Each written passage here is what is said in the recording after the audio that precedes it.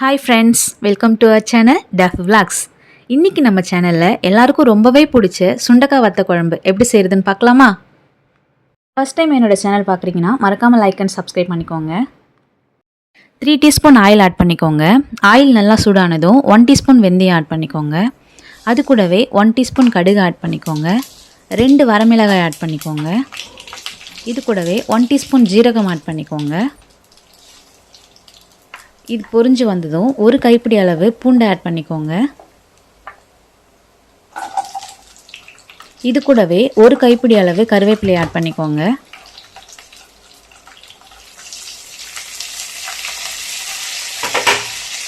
ஒரு 2 செகண்ட்ஸ் மட்டும் நல்லா வதக்கி விட்டுக்கோங்க. வெந்தயம் ஜீரகம் இதெல்லாம் கருகாமல் பார்த்துக்கோங்க. இந்த ஸ்டேஜில் ஒரு 3 பெரிய வெங்காயம் கட் பண்ணி வச்சுருக்கேன், அதை நம்ம ஆட் பண்ணிக்கலாம். பெரிய வெங்காயத்தை விட சின்ன வெங்காயத்தில் செய்யும்போது இன்னமும் சூப்பராக இருக்கும். இன்றைக்கி நான் பெரிய வெங்காயத்தில் தான் செஞ்சு காமிக்க போகிறேன். 3 பெரிய வெங்காயம் இப்படி பொடியாக நறுக்கி ஆட் பண்ணிக்கோங்க. வெங்காயம் நல்லா வதங்கி வரணும், அப்போ தான் குழம்புக்கு நல்ல ஒரு டேஸ்ட் கொடுக்கும். வெங்காயம் சீக்கிரம் வதங்கி வர்றதுக்கு 1 டீஸ்பூன் சால்ட் ஆட் பண்ணிக்கலாம். ஒரு 2 மினிட்ஸ்க்கு வதக்கி விட்டால் போதும். பாருங்கள், இந்த அளவுக்கு கண்ணாடி பாதம் அளவுக்கு வதங்கி வந்தால் போதும்.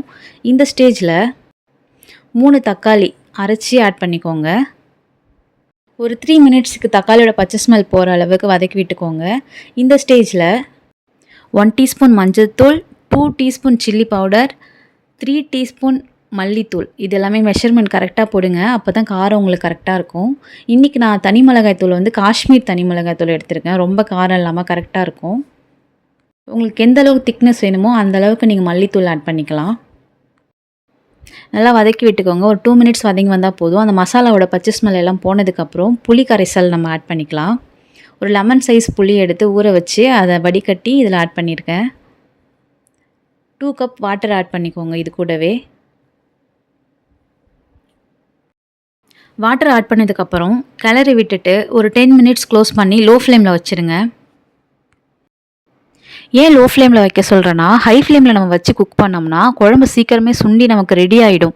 ஆனால் அந்த டேஸ்ட் நமக்கு அந்தளவுக்கு கொடுக்காது. ஒரு 10 மினிட்ஸ்க்கு அப்புறம் ஓப்பன் பண்ணி பாருங்கள். இந்த அளவுக்கு எண்ணெய்லாம் பிரிஞ்சு வர ஆரம்பிக்கும். இந்த ஸ்டேஜில் ஒரு முக்கியமான ஐட்டம் நம்ம ஆட் பண்ண போகிறோம். இதுதான் இந்த குழம்புக்கு ரொம்பவே ஒரு டேஸ்ட் கொடுக்கக்கூடியது. 2 சின்ன துண்டு வெல்லம் ஆட் பண்ணிக்கோங்க. ரொம்பவே சூப்பராக இருக்கும். இது ஆப்ஷனல் தான், பட் இதை ஆட் பண்ணாமல் விட்டுறாதீங்க, அவ்வளோ சூப்பராக இருக்கும். காரம் புளிப்பு இது கூடலாம் அந்த வெல்லம் ஆட் பண்ணும்போது அதோட டேஸ்ட் நமக்கு கரெக்டாக மேட்ச் பண்ணி கொடுக்கும். ரொம்ப காரமாகவும் இருக்காது, புளிப்பாகவும் இருக்காது. அது ஒரு தனி டேஸ்ட் கொடுக்கும். கண்டிப்பாக ட்ரை பண்ணி பாருங்கள். வெல்லம் போட்டதுக்கப்புறம் ஒரு 5 மினிட்ஸ் க்ளோஸ் பண்ணி விட்டுருங்க. அதுக்கப்புறம் ஓப்பன் பண்ணி பாருங்கள். நல்லாவே எண்ணெய் பிரிஞ்சு சூப்பரான கிரேவி கன்சிஸ்டன்சிக்கு வந்துடும். இந்த ஸ்டேஜில் தாளிப்பு ரெடி பண்ணிடலாம். அதுக்கு தாளிப்பு கடாயில் 3 டீஸ்பூன் ஆயில் ஆட் பண்ணிக்கோங்க. அது கூடவே ஒரு கைப்பிடி அளவு சுண்டைக்காய் வத்தல் ஆட் பண்ணிக்கோங்க. இந்த ஸ்டேஜில் நீங்கள் வேறு எந்த வத்தல் கூட ஆட் பண்ணிக்கலாம். நான் இன்றைக்கி சுண்டைக்காய் வத்தல் ஆட் பண்ணி செய்ய போகிறேன். மீடியம் ஃப்ளேமில் ஒரு 1 மினிட் நல்லா ஃப்ரை பண்ணி ஆட் பண்ணிக்கோங்க. அவ்வளோதான் ஃப்ரெண்ட்ஸ், சூப்பரான வத்த குழம்பு ரெடி. ஒரு கரண்டி ஊற்றி சாப்பிட்டா போதும், தட்டு நிறைய சாப்பிட்ருவீங்க. அவ்வளோ ஒரு சூப்பராக இருக்கும். கண்டிப்பாக ட்ரை பண்ணி பாருங்கள். செஞ்சு பார்த்துட்டு உங்களோட ஃபீட்பேக்கை கமெண்ட்ஸில் ஷேர் பண்ணுங்கள்.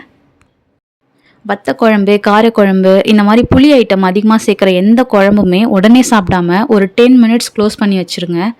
க்ளோஸ் பண்ணதுக்கப்புறம் ஓப்பன் பண்ணி பாருங்கள். ரொம்பவே சூப்பராக இருக்கும். அந்த எண்ணெய் எல்லாமே நல்லாவே மேலே பிரிஞ்சு வந்திருக்கும். பாருங்கள் எந்த அளவுக்கு மேலே பிரிஞ்சு வந்திருக்கு அப்படின்ட்டு. இப்போ நீங்கள் ஊற்றி சாப்பிடுங்க, அவ்வளோ டேஸ்டியாக இருக்கும். உங்களுக்கு பிடிச்சிருந்தா உங்கள் ஃப்ரெண்ட்ஸுக்கு ஷேர் பண்ணுங்கள்.